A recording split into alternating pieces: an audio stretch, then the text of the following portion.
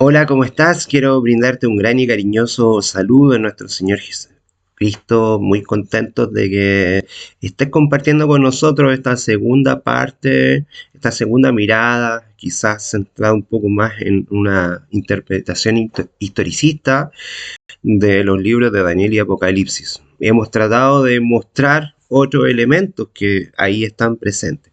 Queremos ser súper agradecidos y súper respetuosos. Nosotros somos un canal pequeñito, no tenemos tantos suscriptores y aún así hemos visto que la presencia del Señor y que la gente nos está observando, está tratando de darse el permiso de mirar desde otra perspectiva. A nosotros nos cuesta en ese sentido mirar un poco más allá.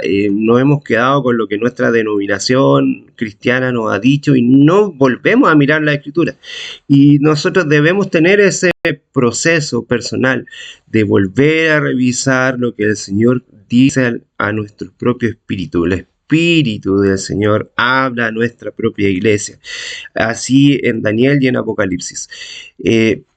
Muchas veces se nos olvida esta consigna de que en parte conocemos y en parte profetizamos. Nos creemos dueños de la verdad, nos creemos... Y muchos grupos religiosos, denominaciones a través de la historia, se han creído quizás los únicos que tienen la capacidad de interpretar la escritura, los únicos que son los elegidos, los únicos que son el remanente. Sin embargo, el Señor tiene un pueblo elegido a través de toda la historia. Y es más, el Señor usó a personas que no eran parte de su pueblo para entregar un mensaje. Mira en este caso lo que pasa en el libro de Daniel y Apocalipsis. Usa a un rey pagano para compartir un mensaje. Usa a Nabucodonosor para entregarle la claridad de lo que iba a pasar a través del tiempo, a través de toda la historia del mundo. Pero hemos hecho ese énfasis en que a pesar de ello, el Señor quiere hablarnos a todos. Desde Abraham en adelante, el Señor ha querido mostrar que Él ama a toda persona, no tiene acepción de personas. Eso nos ha costado mucho cuando nos creemos los elegidos, cuando nos creemos el remanente, cuando nos creemos que nosotros somos aquellos que el Señor tiene para terminar un proceso, terminar la tarea. En realidad el Señor lo que quiere es que nosotros procedamos al arrepentimiento, cambiemos nuestra mente por la mente de Él para que Él pueda terminar la tarea. Él es el esposo que quiere enamorar a la iglesia y la iglesia no está plenamente convencida de lo que el Señor le muestra, lo que el Señor le revela, que es su propio carácter, su propio nombre, es su propia verdad. Y así pasó con el libro de Daniel y Apocalipsis, que son libros que son para todos. El pacto con Abraham, que quiere bendecir a todas las familias de la tierra, a todas las naciones de la tierra.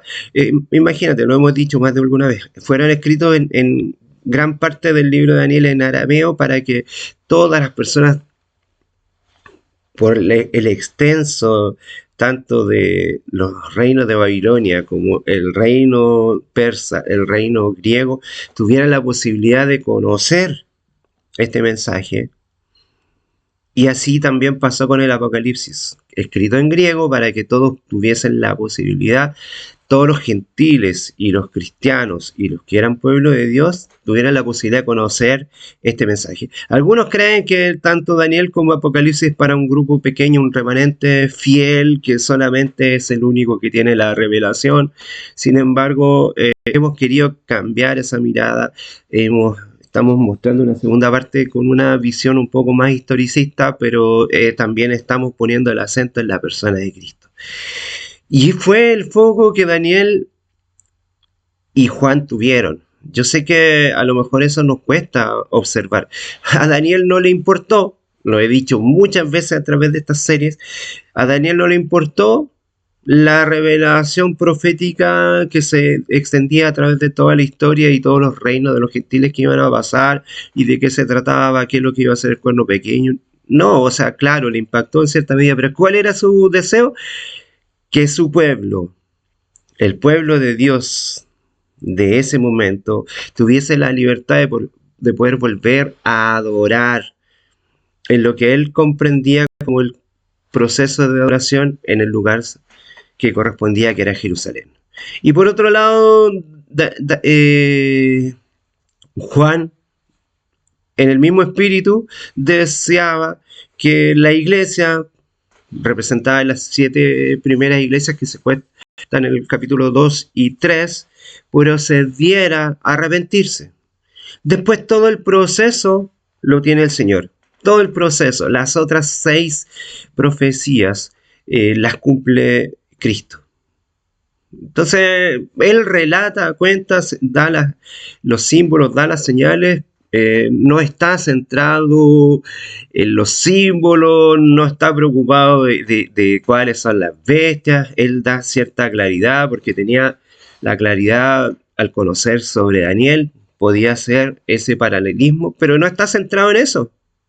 No está centrado en quién es el anticristo, qué es el cuerno pequeño, no está centrado en explicar claramente lo que Daniel quiso decir, cuáles iban a ser las bestias que se iban a levantar, a qué iba a representar. Él quería que la iglesia, representada en las 7 iglesias del Medio Oriente, procedieran al arrepentimiento para que pudieran cobrar la promesa entregada por el Señor, pudieran vivirla en realidad.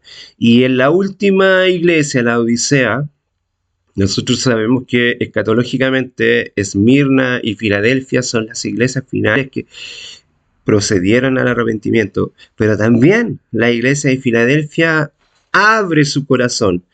Y el capítulo 4, en el verso 1, empieza a hablar desde que hay una puerta abierta, la puerta del corazón de la iglesia que se abre para que entre el esposo, y el esposo desarrolla todo el proceso. Hoy día quiero invitarte a que miremos nuevamente el capítulo 8. Ya mencionamos el capítulo 7 principalmente durante los mensajes anteriores. Hicimos un paralelismo entre el capítulo 2 y el capítulo 7. El capítulo 8 y 9 lo nombramos así simplemente, someramente, para que tuviéramos una especie de claridad. Y invitamos a que pudiéramos leer el capítulo 13 del Apocalipsis. Si vamos a estudiar el capítulo 7 de Daniel, tenía que ser en paralelo con el capítulo 13 del Apocalipsis. Esa fue una invitación que pudiéramos comprender y hablar. Nosotros en una primera instancia, en la primera parte hicimos una mención acerca del cuerno pequeño, desde una mirada interpretativa que pone el acento en Antíoco Epífanes. Nosotros dijimos que a través de toda la escritura, tanto en Segunda Tesalonicenses como las cartas de Juan, nos hablan de distintos conceptos del anticristo. Todo aquel que se levante en contra de Jesús es una especie de anticristo. Lo dijimos también en la figura de Nabucodonosor, lo dijimos en la figura de Darío cuando decreta poner a Daniel en el foso de los leones. A pesar de que era un hombre muy justo, estaba actuando desde la soberbia, desde poner una ley provisoria que prohibiera que cualquier persona tuviese una creencia particular. ¿No será que nuestras iglesias se transformen en anticristos? Lo dije en el mensaje anterior, por más sana doctrina, por más doctrina verdadera, por más iglesia verdadera que una iglesia se crea porque está basada en las escrituras y está tomando todas las escrituras, cuando quiera imponer una verdad o una interpretación, no se está transformando en una especie de anticristo, no tendrá el espíritu del anticristo, como decíamos. A veces se nos olvida eso, de que todo lo que se ha impuesto, el carácter de la imposición, no será el espíritu del anticristo, y que no estamos dejando que el Espíritu Santo nos hable a nosotros de manera personal, a nuestras iglesias, que nosotros somos el templo del Espíritu Santo. Con esta introducción tan larga, que te pido mil disculpas, pero es que necesito hacerla porque no queremos dejar cosas que queden ahí en el tintero y que queden fuera. Quiero invitarte con este versículo que se encuentra en Daniel 8:14. Hasta 2300 tardes y mañanas, luego el santuario será purificado. Vimos una visión en relación con esto. con este concepto, hoy día vamos a tratar de mostrar otra visión. Quédate con la visión que el Espíritu Santo, con la que Cristo quiera poner en tu corazón. Y recuerda que hay una interpretación profética temporal y una interpretación profética que es escatológica para el tiempo final. Que el Señor te bendiga ricamente y nos vamos a introducir con este versículo que nos va a hablar sobre el bien y el mal que se ponen frente a frente. El capítulo 8 contiene una visión profética central del libro de Daniel. Todo lo que precede a este capítulo podríamos llamar que es preliminar. Todo lo que sigue después de este capítulo, todo lo que continúa, la profecía de Daniel 8, 9 y todo lo que viene, es una profecía simbólica en el libro, y las visiones de los capítulos consecuentes simplemente son procesos explicatorios que amplían aquello que fue revelado en esta visión. Vamos a pedir la dirección del Espíritu Santo. Recuerda que nosotros estamos presentando una visión. Tú, como, como iglesia, como cuerpo de Cristo, como templo del Espíritu Santo, más allá de cuál sea la interpretación correcta, déjate guiar por el Señor para que te transformes en esa iglesia y tengas el espíritu de Daniel y de Juan para enfrentar estos tiempos finales, y que tengas la claridad que más allá de las interpretaciones, Cristo está en control. Querido Señor, ayúdanos porque hemos mostrado una interpretación profética hoy día en esta segunda parte, mostrando nuevamente el capítulo 8 con otra visión interpretativa, haciendo un contrapunto también con la visión anterior. Queremos poner el acento primeramente en ti. Muchos están preocupados de qué representa el falso profeta, quién es el anticristo, cuáles serán las señales donde se presente el anticristo, pero muchos de los cristianos no están preocupados de quién eres tú. Y como decíamos en la primera parte, tú con un soplido, solo con un soplido, quizás el mismo soplo apacible que te mostraste en Elías, puedes cambiar la historia. Puedes cambiar la realidad de todo nuestro gran sufrimiento, de toda nuestra gran controversia, de toda nuestra gran tribulación como iglesia. Muchos cristianos, dijimos en una primera parte, creen que el rapto, porque tanto en Daniel y en Apocalipsis, principalmente de Daniel 4 en adelante, pareciera que no, la iglesia no está presente.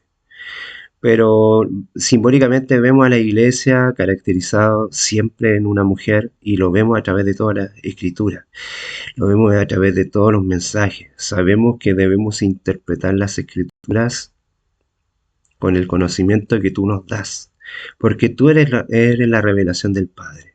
Hay muchos que han puesto el acento en el antiguo pacto, que desde ahí tenemos que interpretar todas las escrituras, pero sin embargo la escritura se interpreta a sí mismo. Fue uno de los principios que dijimos acá, que era uno de los más fundamentales. Pero el más fundamental de todos es que la escritura se interpreta en quién es la palabra de Dios.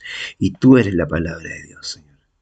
Y tú te revelaste en los evangelios, tú te revelaste en la vida de Pablo, tú te revelaste a través de las cartas de los apóstoles que dejaron escritos, Pedro, Juan, Santiago. Señor, ayúdanos a tener una comprensión de quién eres tú. Sabemos que la gente tiene preocupación acerca de este tema, por las guerras, los rumores de guerra, las situaciones que se viven en el mundo. La ciencia incluso dice que este mundo ya no da para más. Sin embargo, tu amor, Tú nos vienes a buscar y a salvar. Tú quieres lo mejor para nosotros. La gente está predicando, muchos están predicando condenación. Y quizás estamos yendo en contra de todo lo establecido, predicando salvación. Ayúdanos, Señor, para que podamos llegar a la mente y el corazón de las personas para que ellos puedan tener la mente tuya en su corazón y que puedan proceder al arrepentimiento genuino, que es dejar nuestro yo para que tú gobiernes nuestra vida y procedamos al verdadero arrepentimiento, que es dejar que tú gobiernes nuestras decisiones. Todo lo dejamos en tu mérito, Señor. Amén y amén. Bueno, quizás bien extenso lo que hemos introducido, porque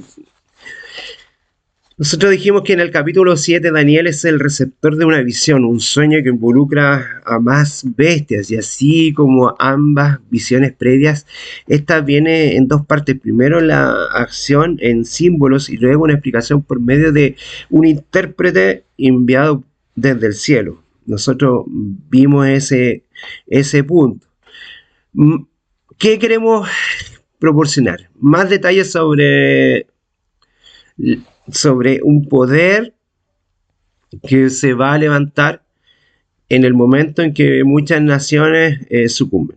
Nosotros hicimos una mención acerca de ese tema, de ese propósito. Y el propósito también de cómo el pueblo judío miraba en el santuario. Hay grupos religiosos que dicen entender el santuario, pero desde el santuario están hablando acerca de purificación, renovación y condenación. Pero el santuario era purificación, era salvación. El día de la expiación era el día de la salvación. Y si esa persona no procedía al arrepentimiento en ese momento, no vivía, no experimentaba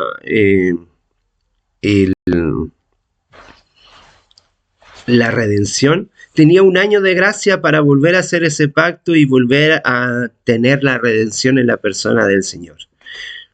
Qué contradictorio con algunos que dicen saber sobre el santuario y están predicando condenación a través de lo que representa el santuario, que todo el simbolismo del santuario es Cristo. Cristo, Jesús, Yeshua, viene de la palabra Josué, que es Dios salva. Dios salva, Cristo salva. Cristo no condena, Cristo salva. Nos cuesta mucho tener esa visión. Tenemos una visión de juicio, tenemos una visión de condenación, tenemos una visión de amonestación siempre, pero a través de las profecías el Señor quiere compartirnos la salvación. Es muy difícil de entender, pero queremos explicarlo a través de las Escrituras. Daniel escribió en la visión que él vio acerca de un río cerca de donde él estaba parado, un carnero con dos cuernos que embestía hacia el oeste y hacia el este y hacia el sur. Dijo que ninguna bestia era capaz de aguantar al carnero. Él hacía todo lo que quería y su dominio fue grandioso. Eso es lo que estaba mostrando un poco Daniel a través del mensaje. Luego un macho cabrío, así como había un carnero imponente, aparece un macho cabrío que con un desastroso resultado viene, lo ataca y ese macho cabrío lo abatió. Eso es lo que nos está diciendo. Por eso tienes que leer tú para que hagas la interpretación correcta. Por un momento el macho cabrío dominó el área, ese sector, ¿verdad? Más tarde, sin embargo, su notable cuerno fue quebrado y 4 cuernos crecieron en su lugar. Gran parte de los cristianos ha interpretado que este macho cabrío es la Grecia macedónica, que es el dominio de Alejandro Magno, que luego de morir tempranamente es dividido su imperio en 4 partes. Nosotros ya hicimos una explicación en la primera parte quizá un poquito más profunda acerca del tema, no nos vamos a detener en eso. Mientras que Daniel estaba en esta visión, estaba observando, vio otro cuerno aparecer en la escena, un cuerno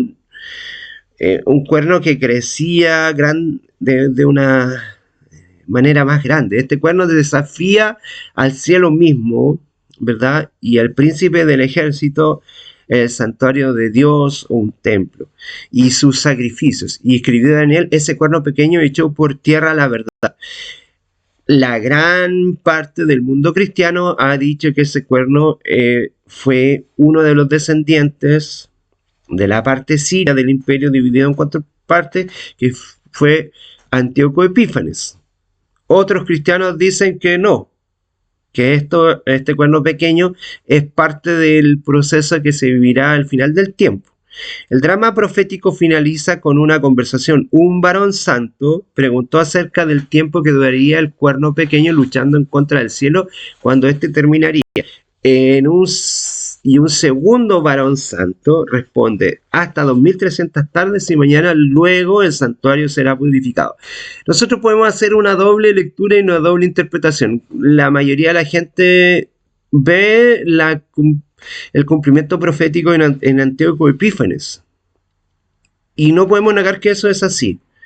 ¿Calza todo? Sí. Ahora, con un enfoque escatológico a través de la historia, a través de los tiempos finales, podríamos decir que esta visión o este cuerno pequeño que representa una especie de anticristo, también podría darse las características similares de esto en el final del tiempo. Estos dos versículos son muy centrales, el versículo 13 y 14, que nos dan un enfoque en el capítulo y lo centralizan, y por lo tanto da una claridad acerca del libro en su totalidad. Una bestia en una profecía bíblica representa una potencia política. Nosotros hemos sido sumamente claros con esto. Macho cabrío, carnero, león alado, leopardo con 4 alas, oso con un costado más grande que el otro. Ya vemos que todo eso nos da claridad. Y en el libro de Daniel también. Perdón, en el libro de Apocalipsis también están esas bestias y también nos dan una representación. Pero acá viene un tema muy interesante que parece uno de los personajes centrales. Hay dos ángeles muy importantes que se nombran. Uno es Gabriel y el otro es Miguel. Gabriel fue el mismo mensajero que le dio el mensaje angelical a María cuando le revela que ella iba a ser la bendecida entre todas las mujeres.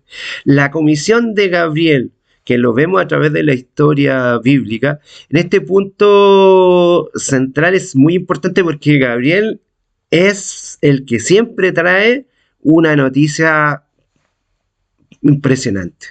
Hasta este punto el drama había terminado, pero no la visión. Entonces Daniel escribió que mientras él intentaba tener una comprensión y estaba en adoración al Señor, no terminaba quizás de orar, de estar pidiendo claridad, cuando Gabriel, el ángel Gabriel, se acerca en el versículo 16 y hiciera que este hombre entendiera la visión. Hace que Daniel pueda entender la visión. Gabriel empezó su explicación diciéndole a Daniel el tiempo que esta visión abarcaría. Y lo hace en relación con el tiempo final, el tiempo después de la indignación. Entonces muchos de los cristianos también dicen, es verdad, se cumple todo lo que pasó en el templo, todo lo que se vivió en el periodo de Antíoco Epífanes. Todo esto se cumple en la persona de él, pero sin embargo esto no está haciendo un término del tiempo humano, del tiempo final. Jesucristo mismo celebró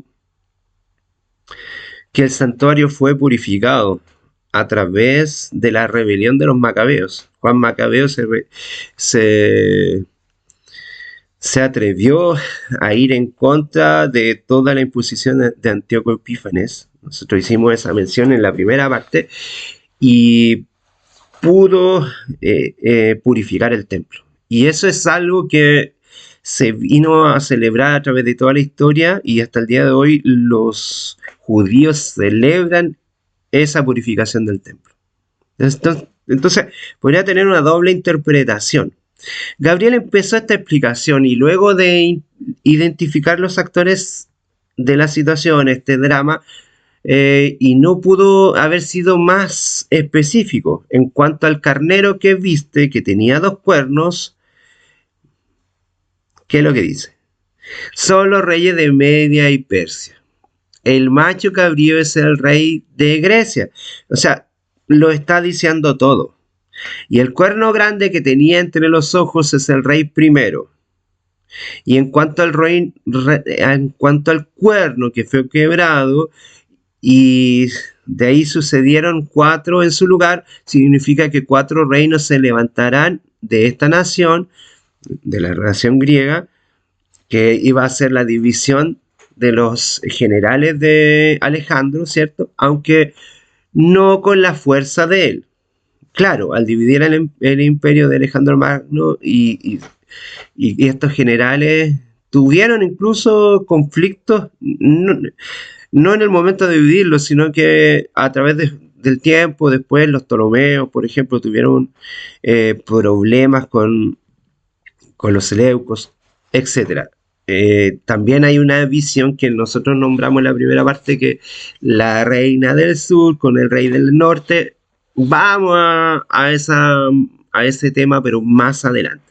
Pero Gabriel es el mismo ángel que le da una revelación a María.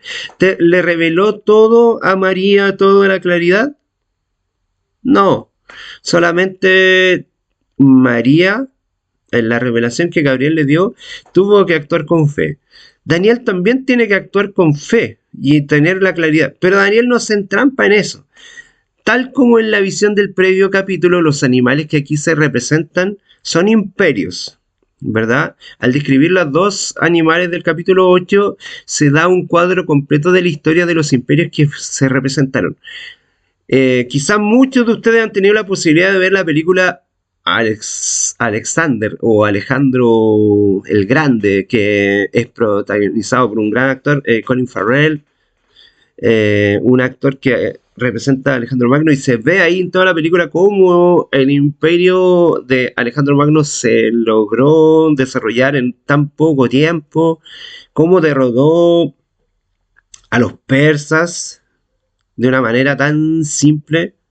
Entonces, todo esto sí lo podemos ver a través de la historia. Lo podemos ver.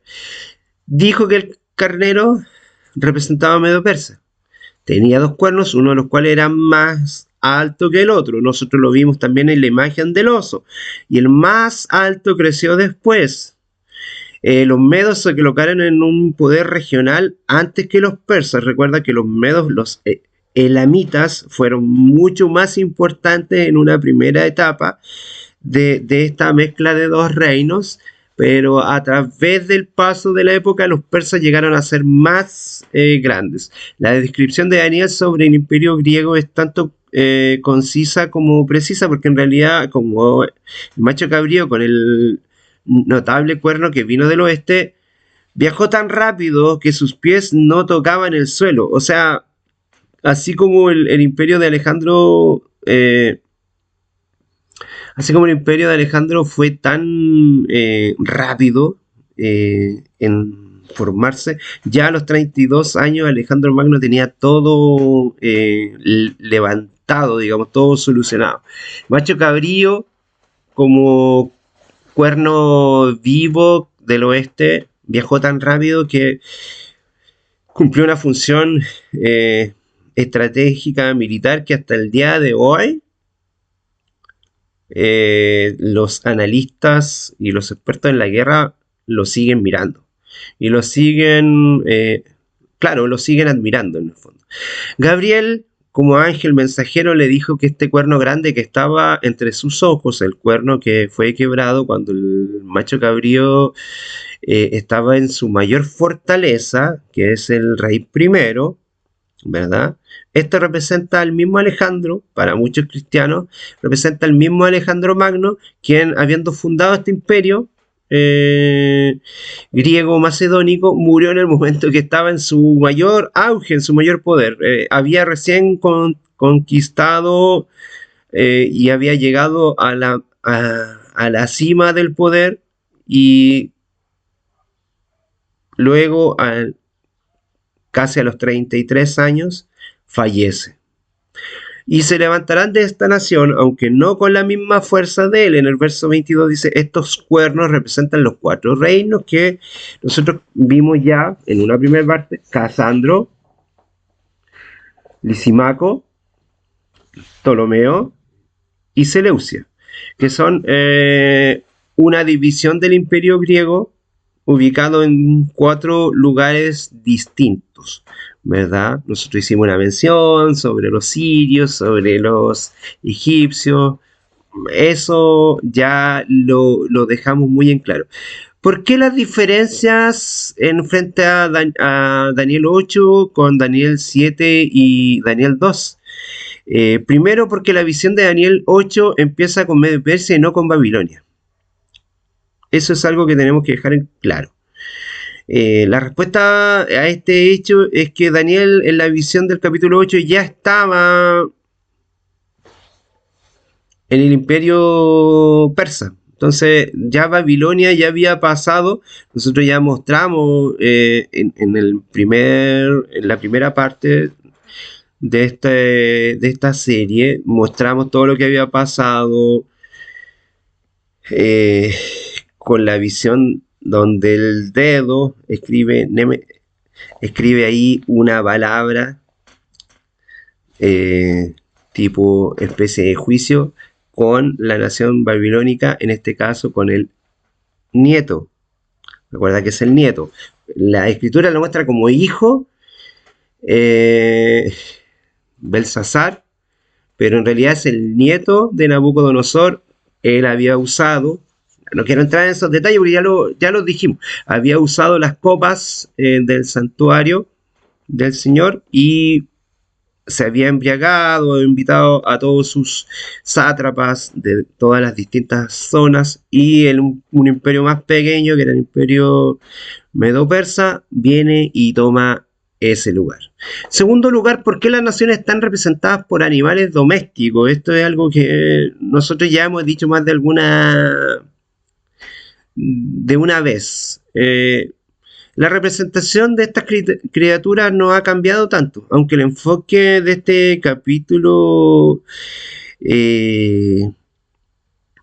está puesto y centrado en lo que el Señor quiere representar. Tanto los carneros como los machos cabríos son animales que se usaban en el templo del Señor, en el santuario. Mira qué interesante, ¿eh? Porque si tú ves las bestias anteriores, lo que el Señor había mostrado a través de las visiones en Nabucodonosor, eran bestias, oso, leopardo, león, ¿verdad? Una bestia indescriptible. Todas eran bestias terroríficas. Pero aquí aparece un carnero con mucho poder. Un carnero no te da tanto miedo. Un macho cabrío. Un carnero es un para quien el que no sabe, es un cordero. Es un cordero mayor que ha desarrollado y se ha crecido sus cachos y está grande, está viejito. Quizás tiene más fuerza, pero ya no tiene la rapidez de antes. Y por el otro lado, una cabra macho que ya está mayor, un macho cabrío, viejito también ahí, aunque era muy rápido, como lo que nosotros. Pero son dos animales domésticos que se usaban en el santuario. Ambos animales eran una representación de Cristo mismo. Es muy interesante lo que podemos sacar de aquí. Entonces, ¿por qué no se empieza con Babilonia? En este caso, recuerda que en Daniel 2 es mostrado como la cabeza de oro y después como un león alado, ¿cierto? Pero acá se empieza desde los medo-persas. Hay una tercera mirada, que es porque esta visión salta directamente del imperio griego al poder de un cuerno pequeño, que es un poco lo que hablamos en el mensaje anterior, y pasando por encima de Roma desde Daniel 2 a Daniel 7. Para empezar, en este sentido debemos observar que tal como estas dos miradas de las visiones previas, este sueño abarca un tiempo en que Daniel lo presenta de aquí hasta el final del tiempo. En el segundo lugar, debemos notar que cada una de estas visiones anteriores, el cuarto poder continúa activo de una forma u otra hasta el fin del tiempo. En el capítulo 2, el hierro de las piernas es mezclado con barro en los pies, pero aún allí el cuerno pequeño en el capítulo 7 no sería de mucha amenaza si la bestia de cuya cabeza se levanta, este no habría muerto, sigue presente este cuerno pequeño. Por eso muchos cristianos, hay un grupo de cristianos que interpreta que no es solamente una representación de Antíoco Epífanes. En otras palabras, tanto la bestia de Daniel 7 y los cuernos, la Roma pagana y cristiana, Roma pagana primeramente a la Roma imperial, quiero decir, y luego la Roma que se cristianiza desde el paganismo también, porque recuerda que cambian los tiempos y la ley, tienen una personalidad que lleva a cabo las mismas formas o las mismas actividades que tienen que ver con la agresión en contra a Dios y su pueblo. Recuerda que es una iglesia que pasa de ser perseguida y se pone en el poder, cuando se mezcla con el Estado se transforma en una iglesia perseguidora. Y esa va a ser la iglesia que tenga el nombre que tenga, por más bello nombre, por más doctrina correcta, por más reforma que diga tener, si hay falsedad en eso, si hay imposición, si se quieren imponer ciertas doctrinas, por más verdadera que pueda ser esa doctrina, ahí hay acción y espíritu del anticristo. ¿Te guste o no te guste? Te llames como te llames, iglesia como te llames, si te consideras el remanente y quieres imponer tu visión, tu interpretación profética, ten cuidado. ¿No te estarás transformando en una especie de anticristo? ¿No estarás actuando como anticristo? Pero dijimos que esta lucha entre el carnero y el macho cabrío, de dos animales que la gente usaba para la vida silvestre, los pastores, las personas más simples se dedicaban al pastoreo de las cabras y de los corderos. Y obviamente tenían algunos animales mayores que también podían quizás usarse para la procreación. Entonces, tanto el macho cabrío como el carnero eran ocupados dentro del santuario también.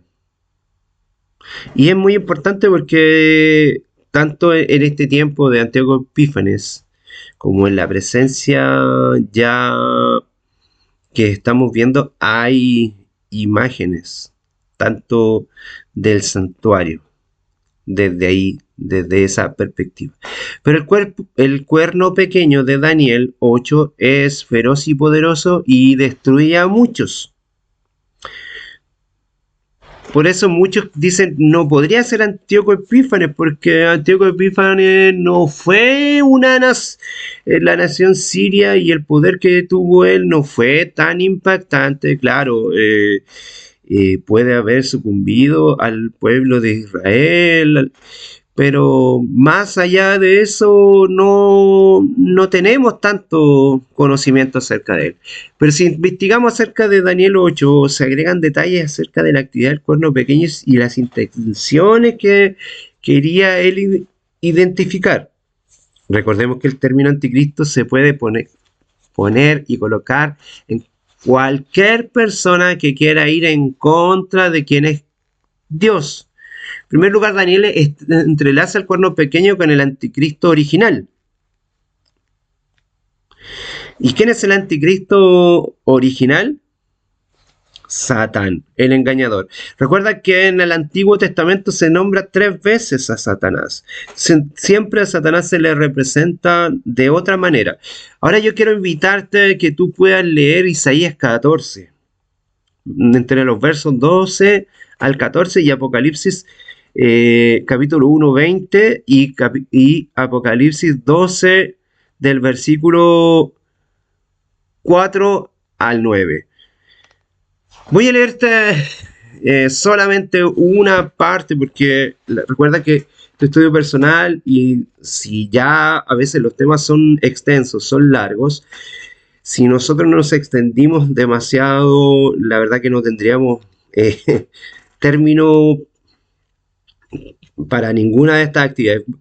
Me voy a detener solamente en Apocalipsis, ya que estamos haciendo esta comparación.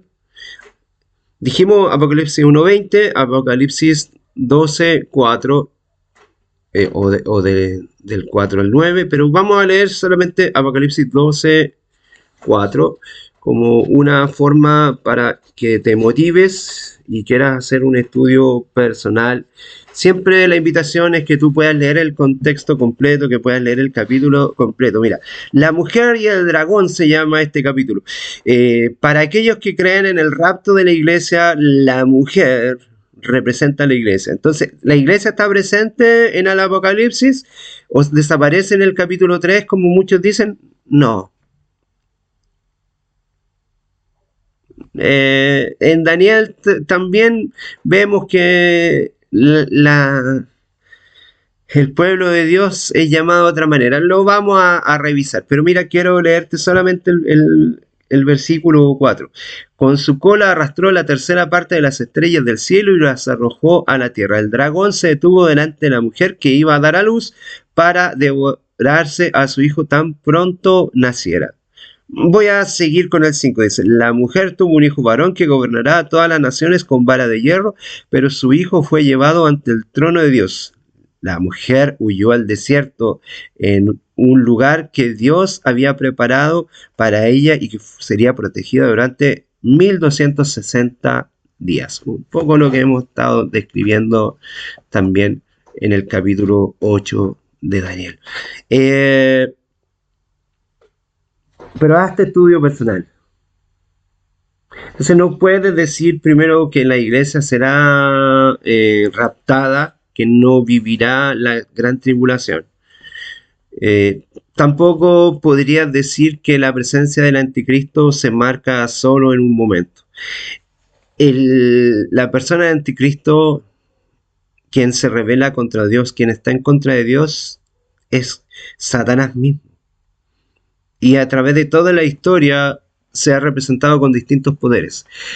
Por otro lado, la Roma pagana literalmente destruyó el santuario terrenal de Dios, el templo de Jerusalén, cuando esto puso fin en la revelación judía en el año 70. El capítulo 24 de Mateo, muchos hacen, y muchos cristianos dicen que solo representa el año 70. Entonces, cuando dicen algunos solo es la visión del cuerno pequeño, tiene que ver con Antíoco Epífanes, y cómo y después defiendes que la Roma imperial, la Roma pagana, la Roma que todavía era politeísta, destruyó en el año 70 al Jerusalén completo y entre ellos al templo.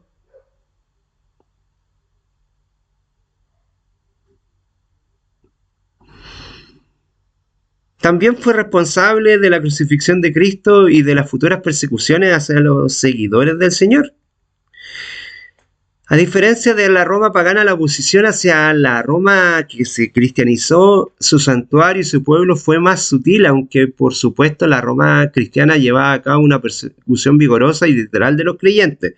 Recuerda que por mucho tiempo, se persiguió a las personas que tenían una visión arrianista. 3 pueblos bárbaros fueron destruidos, ya lo vimos. Una de las cosas que se dieron que se echa por fuera la verdad con la sagacidad y en ese sentido haciéndose pasar por una forma cristiana falsificada, se sustituyen varias formas del sistema cristiano del inicio del cristianismo. Por ejemplo, se sustituyó el sacrificio falso, se- un tipo de sacrificio falso, ya lo dijimos en el primer mensaje, que era un sacrificio que era la especie de misa diaria y que se daba la hostia para mostrar que eso era el cuerpo de Cristo y que había que comerlo, no de una forma simbólica, sino que de una forma literal. Por otro lado, por medio de la santificación de algunas personas y de algunos sacerdotes, ellos son los mediadores de Cristo. El sacerdote es el mediador, por eso las personas cristianas de esa religión católica se tienen que confesar ante, ante un curita, un sacerdote, y tienen que hacerlo de esa manera. Se sustituye el día sábado. Te guste o no te guste, muchos cristianos guardan 8 de los mandamientos y otros guardan 9, pero no dicen estar bajo la gracia, pero sin embargo tienen un problema con un solo de los mandamientos. Y esto es así, tienen problemas con el sábado. Nosotros no vamos a ser bien claros. Por otro lado, se hace un evangelio falso y muchos en ese sentido, en todo el periodo de la Edad Media y en gran parte hasta el día de hoy, tanto por peregrinajes, penitencias, indulgencias, era una forma de pagar por la salvación, algo que es netamente gratuito. Cristo nos regaló la salvación y vemos estos elementos. Entonces, cuando muchos cristianos dicen, solo se representa en Antíoco Epífanes. Ya, ¿y qué pasó con el tema del sábado? Sí, Antíoco quiso cambiar el culto del sábado, sí. ¿Se quiso hacer un cambio sacerdotal y de la forma de adoración? Sí. Pero también en la Roma pasó lo mismo. Después del año 70, la destrucción de Jerusalén y entre ellos el templo, se cambia el sábado después del nacimiento de la iglesia cristiana católica, se cambia el sábado por el domingo, se pone la intercesión de los santos, se pone a la intercesión de los sacerdotes en el tema de la confesión, se pone una especie de catecismo y el sacrificio falso a través de la misa y de la forma de la adoración ya no es la Santa Cena, sino que es poder tomar el cuerpo de Cristo de una manera literal y se sustituye el Evangelio de una manera falsa. ¿En qué sentido? En que hay que comprar por la salvación, hay que pagar por la salvación. Me extendí demasiado, quiero dejar este tema hasta acá, que el Señor te bendiga grandemente y que esta segunda parte nos amplíe la visión, pero no para encontrar certezas de cómo sucederán las cosas, sino que para encontrar a la persona de Cristo en nuestra vida y en nuestras decisiones. Que el Señor te bendiga grandemente. Gracia y paz.